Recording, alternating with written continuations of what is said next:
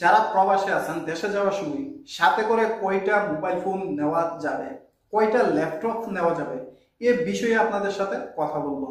অনেকেই জানেন না যে আপনার সাথে করে বাংলাদেশ এয়ারপোর্টে কয়টা মোবাইল বা ল্যাপটপ নিতে পারবেন। পুরো বিষয়টা আজকে আপনাদের সাথে ক্লিয়ার করব।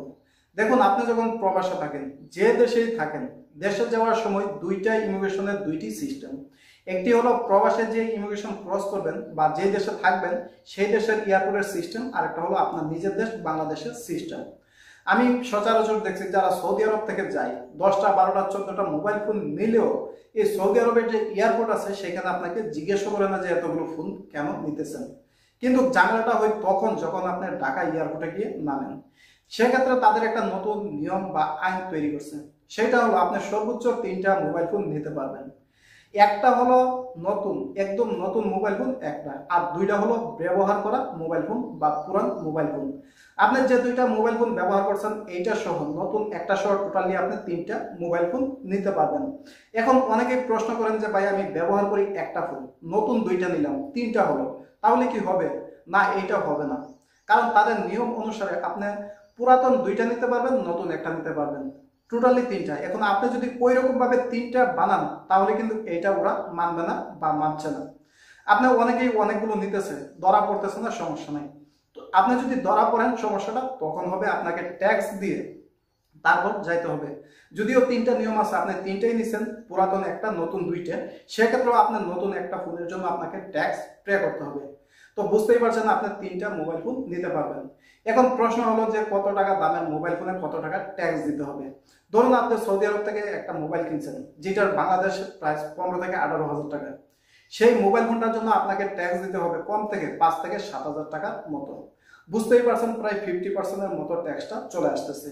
আবার ধরুন আপনি 25 থেকে 30,000 টাকা দামের একটা মোবাইল ফোন নিয়েছেন, সেক্ষেত্রেও আপনাকে ট্যাক্স দিতে হবে 10 থেকে সর্বোচ্চ 13,000 টাকা পর্যন্ত। বুঝতেই পারছেন ট্যাক্সের পরিমাণটা অনেক বেশি। তো আপনি যদি এরকম মোবাইল ফোন নিতে চান তাহলে আপনি আরেকটা সিস্টেম করতে পারেন। সেটা হলো আপনি যখন নতুন দুইটা ফোন নেবেন আর পুরাতন একটা ফোন নেবেন তখন আপনি একটু সিস্টেমটা প্রয়োগ করেন। সেটা হলো আপনি যে নতুন ফোনটা কিনছেন সেটাতে একটা জিমেল অ্যাকাউন্ট খুলুন, কয়েকটা পিকচার আপনি নিজে তুলে রাখুন, একটা ইমো খুলে রাখুন, একটা হোয়াটসঅ্যাপ খুলে রাখুন, 2-3টা কল ডায়াল করে রাখুন। তাহলে ওরা কিন্তু আপনার যখন ধরবে তখন আপনি দেখাতে পারবেন এই যে দেখেন আমার মোবাইল ফোনটা ইউজ করা, একদিন ইউজ করি, 5 দিন ইউজ করি, ইউজ করছি, অর্থাৎ আমার ফোনটা ইউজ করা। আপনি বক্স সহ একেবারে প্যাকেটিং করে র্যাপিডিং করে নেওয়ার কোনো প্রয়োজন নাই। তাহলে কিন্তু আপনাকে ট্যাক্স দিতে হবে 3টা ফোনের জন্য। এই পদ্ধতিটা ছাড়া আর কোনো আমি বর্তমানে পদ্ধতি দেখছি না। এখন আসুন আপনি ল্যাপটপ কয়টা নিতে পারবেন। সর্বোচ্চ বাংলাদেশে এয়ারপোর্টে 2টা ল্যাপটপের আপনাকে অ্যালাউড করবে। একটা হলো আপনার ইউজ করা আর একটা হলো নতুন। এই 2টাই ল্যাপটপ নিতে পারবেন একদম আপনি ট্যাক্স ফ্রিতে। তো যারা ল্যাপটপ নিতে যাচ্ছেন তাহলে অবশ্যই আপনার একটা ইউজ করা ল্যাপটপ নেবেন আর একটা নতুন ল্যাপটপ নেবেন।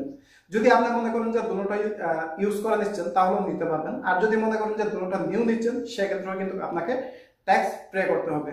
তাই বুঝতেই পারছেন সিস্টেম একটাই। আপনি যদি ল্যাপটপ নতুন 2টা নিতে চান তাহলে একটা ল্যাপটপ কিছুদিন এখানে ইউজ করুন, কিছু এই যে ওই রকম ভাবে ফটো ভিডিও ফাইল কিছু সেট আপ করুন, তারপর নিয়ে যেতে পারবেন। এই হলো প্রসেস যে আপনি কয়টা ফোন নিতে পারবেন এবং কয়টা ল্যাপটপ নিতে পারবেন। এই প্রসেসগুলো ফলো করলে কিন্তু আপনি একটা ইউজ করা ফোন 2টা নতুন ফোন নিতে পারবেন এই প্রসেসিংটা করে। যারা জানেন না এই ভিডিওটি আশা করি আপনাদের উপকারে আসবে। যদি ভালো লেগে থাকে তাহলে অবশ্যই লাইক করে দিবেন, কমেন্টে মতামত জানাবেন। ধন্যবাদ।